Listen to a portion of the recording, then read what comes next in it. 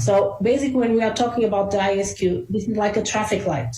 And I think the idea of the new Osstell beacon to have the colors, it's perfect, because the colors are matching with the traffic light and with the different levels of stability. So this is very easy to explain.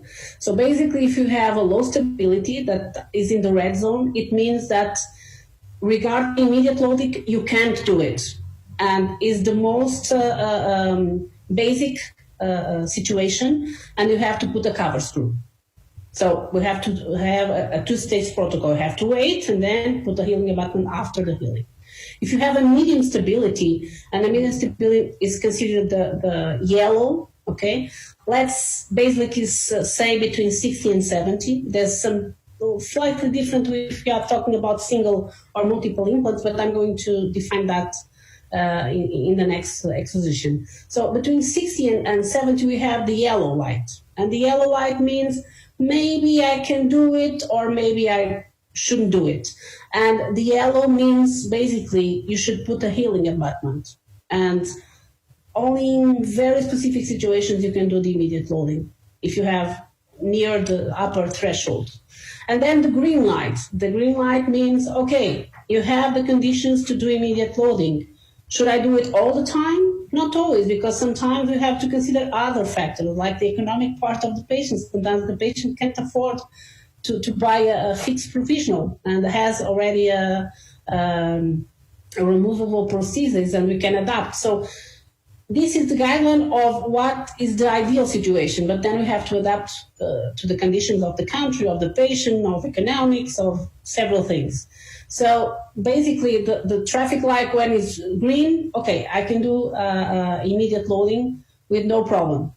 Okay, this is basically in general terms. Of course, it's different when you consider single implants or multiple implants, because in single you have the value has to be higher because you have more forces, different forces outside the center of the implant that are working. And when they are splinted together, they have the force together, so they can be a little bit, the values can be slightly lower. As you can see here, like this is my general protocols for almost every situation, independently of the brand of implants that we are using. This to be completely safe. If you ask me, sometimes I risk a little, yes, but I have 18 years of experience. For someone that is starting, they should follow the guidelines strictly to have good results and predictable results. So for single, ideally, if you have torque lower than 30 and ISQ lower than 60, the two together, we are considering the two values together, or one of the values is lower than this, ideally, you should put a cover screw. So we do two surgical stage procedure.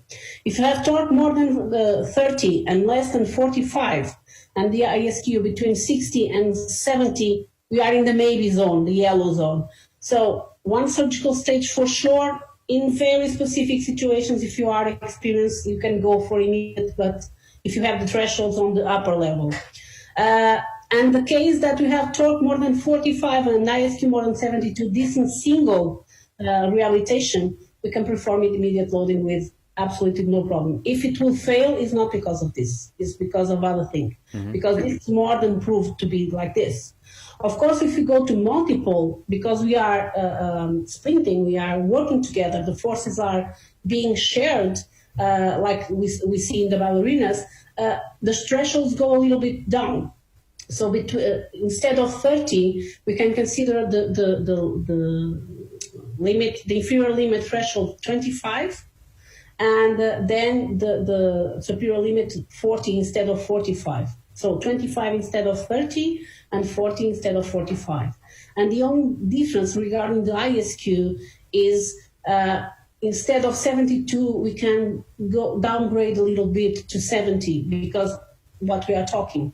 So basically, this is like very, very easy to use. If you have this guideline, it's only to have, you can put it on your office, you know, a table with these numbers, and if you go with these guidelines, there's no way it will fade because of this. Okay, it can fade by other things, but not because of this, because this is so well studied that it really is a great tool to use to do something that will give you predictability to long term. So basically, this is my guidelines that I use every day.